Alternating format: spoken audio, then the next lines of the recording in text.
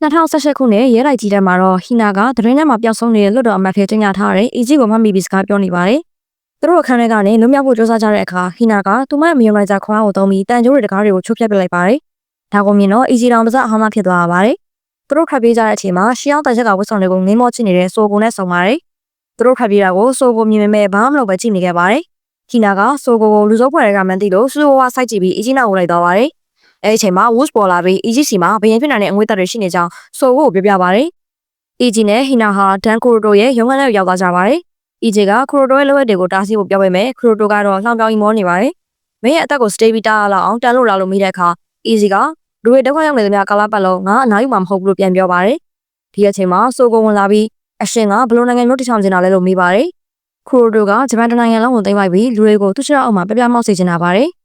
ဒါကိုကြတော့ EG ကလူတွေလွတ်လပ်ခွင့်ကိုပိတ်ပင်တားဆီးခွင့်ဘူးမှမရှိဘူးလို့ဒေါသတကြီးတုံ့ပြန်ပါတယ်။ခရိုတိုကသူ့ရဲ့ခိုးစုယာမီတွေကိုလှုပ်ပြီးတော့ EG ကိုတိုက်ခိုက်ခိုင်းလိုက်ပါတယ်။ဟီနာကဝယ်ရင် EG ကဒဏ်ရာတွေရသွားတဲ့အခါဆိုကိုက EG ကိုကြွတ်ထုတ်ဖမ်းဆီးလိုက်ပြီးတစ်စပတ်ကိုကျွန်တော်လက်အပ်လိုက်ပါလို့ပြောကခရိုတိုကိုထွက်သွားခိုင်းလိုက်ပါတယ်။ခရိုတိုထွက်သွားတော့မှဆိုကိုက EG ကိုခမရောဘယင်ဖြစ်ချင်လားလို့မေးလိုက်တယ်။ EG ရဲ့အဖေကရွှေရှင်းပါတယ်။ငါမှမနှက်ဖြန်ဝေးဖို့အတွင်းငံပေါင်းပြီးတနက်နေ့တစ်ထည်နဲ့ပတ်စံနဲ့ရှင်ကျင်းတတ်ပြီတဲ့။တခြားတစ်ဖက်မှာတော့ကိုကြီးတို့နိုင်ဆိုင်မှာဆူကိုယိုမီက GS ရဲ့တရားတွေကိုကုသပေးနေပါတယ်။ GS ကဆိုကိုဟာမိတ်ဆာဘီယန်လမ်းစဉ်ကိုစတင်နေပြီမို့လို့အခုကလေးကတပ်ပြတဲ့နယ်လို့ဆုံးဖြတ်ပြီးတော့ထွက်သွားပါတယ်။ဦးလေးကြီးဂျူနီချီရိုကအိုရာနိုဘူနာကပုံကိုကြည့်ပြီးတော့ပြောတဲ့စကားကဆူကူယိုမီကိုအတွေးပွားစေခဲ့ပါတယ်။လူတယောက်ကိုမကောင်းမှုလို့သတ်မှတ်ကြပေမဲ့သူ့ကိုလေးစားပြီးနောက်လိုက်ခဲ့တဲ့သူတွေအများကြီးရှိတယ်။လူတယောက်ကိုတစ်ဖက်တည်းကကြည့်ပြီးအဆုံးဖြတ်မပေးသင့်ဘူးတဲ့။ဒီစကားကြောင့်ဆူကူယိုမီလည်းဆိုကိုရဲ့တကယ်ရွယ်ချက်ကိုစုံစမ်းဖို့ဆုံးဖြတ်လိုက်ပါတယ်။ရဲတိုင်းပြင်မှာတော့ဆိုကိုကဟီနာကိုဖမ်းထားပြီး GS ကိုပြင်ခေါ်တော့လိုက်ပါတယ်။ GS ကဆိုကိုအပြက်ရှင်းမယ်ဆိုပြီးတော့ကာမရာဒါ GS ဖေးတောင်းတက်ခိုက်ပါတော့တယ်ဒါပေမဲ့ရမ်မီတွေက GS ကိုဝိုင်းလိုက်ကြတဲ့အခါဆိုကိုကစီယိုဖြစ်ပြောင်းပြီးတော့ GS ကိုကောက်ဝယ်ပေးလိုက်ပါတယ်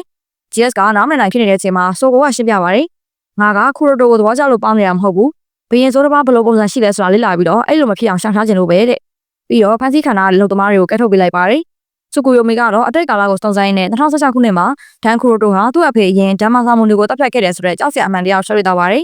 ်ဒါဟာခူရိုတိုရဲ့ရက်စက်ကြမ်းကြုတ်မှုကိုသက်သေပြနေတာပါရဲရထဲမှာဆိုကိုက EG နဲ့ဟီနာကိုကြိုးဖိပေးပြီးတောင်းပန်လိုက်ပါတယ် EG ကဆိုကိုမင်းတယောက်တည်းအကုန်လုံးလို့မရဘူးလူတွေစီကိုလက်ကမ်းမေးဖို့လိုတယ်လို့ဆုံးမစကားပြောပါတယ်သူ့ရဲ့အတိတ်ကနာကျင်စရာဘူးဆိုတဲ့ကလေးမလေးတက်ဆုံးခဲ့ရပုံကိုပြန်မြင်ရင်းနဲ့ EG ဟာနိုင်ငံရေးလောကထဲဝင်ရပြီးလူတွေကိုညီနေတာဖြစ်ကြောင်းပြောပြပါတယ်ဒီအချိန်မှာခရိုတိုရောက်လာပြီးတစ်စပေါက်ဆိုကိုအနာသားအိုအနေနဲ့တတ်ဖို့ကြိုးစားပါတယ်ဒါပေမဲ့ EG နဲ့ဟီနာကဝင်အောင်ကူညီပေးကြပါတယ် EG ကဆိုကိုအိုတာတိုဘာနဲ့ထာချာတို Rivers တွေကိုပေးရလိုက်ပြီးဒါတွေနဲ့မင်းဘရင်ကောင်းတစ်ပါးဖြစ်အောင်လုပ်ပါလို့မှာကြားလိုက်ပါတယ်ဆိုကိုပြင်ဖက်ပြီးခရိုတိုနဲ့တိုက်ခိုက်မှုလုပ်တော့မှာပဲ Time Checker Aura က Caster Doran ငကားပုံစံဆက်ဝင်နဲ့ဝင်တိုက်ပါတယ် GS ကယာယီကူညီပေးပြီးဆိုကို2010ခုနှစ်စီသွားဖို့တိုက်တွန်းပါတယ်ဆိုကိုလည်း Time Machine ကိုစီးပြီး Aura ရဲ့ငကားဆက်ရုပ်ကို Aura West ဆွမ်းအားတွေတောင်းလာနိုင်လိုက်ပါတယ်ပြီးရနဲ့2010ခုနှစ်စီကိုမြန်သွားပါတော့တယ်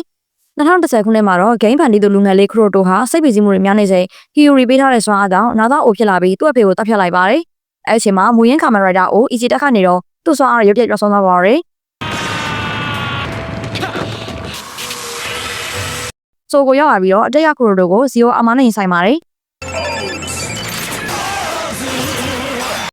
Woods ကလည်းရောက်လာပြီးတော့ Happy Birthday လို့အော်ပြီးဂုဏ်ပြုပေးပြန်ပါလေရော။ဆိုကိုကဘီယန်ဆိုတာကိုရန်ကြွေးကြော်ရမှာမဟုတ်ပဲလူတွေကတင်မြောက်မှဖြစ်လာမှာဆိုပြီးဆုံးမက Scanning Time Break နဲ့ Croto ကိုနိုင်လိုက်ပြီးတမိုင်းဆောင်ကိုပြန်လည်တက်မှတ်ပေးနိုင်ခဲ့ပါတယ်။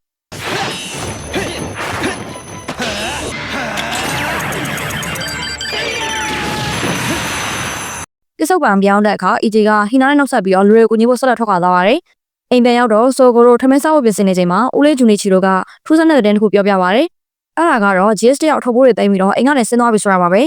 GS ကလမ်းရှောင်ရင်းနဲ့ဆိုကိုကငါတန်ခါချင်းမဟုတ်ဘူးငါ့အပြစ်မှပဲလို့သတ်မှတ်ထားပါတယ်။ဒါကိုကြည့်ပြီးတော့ Aura ကကျဉ်းနေပါတယ်။အဆုံးသက် Cliffhanger အနေနဲ့ကတော့လမ်းမပေါ်မှာလင်မော်သစ်လုံးလိမ့်လာပြီးတော့လူတယောက်ရဲ့ခြေထောက်နားမှာရက်သွားပါတယ်။အဲ့ဒီလူကတော့ခြားသူမဟုတ်ပါဘူး။ Drabber ဆိုင်မှာအသီးဝင်နေတဲ့ Camera Game ဖြစ်တဲ့ Kazuraba ခိုတာပဲဖြစ်ပါတော့တယ်။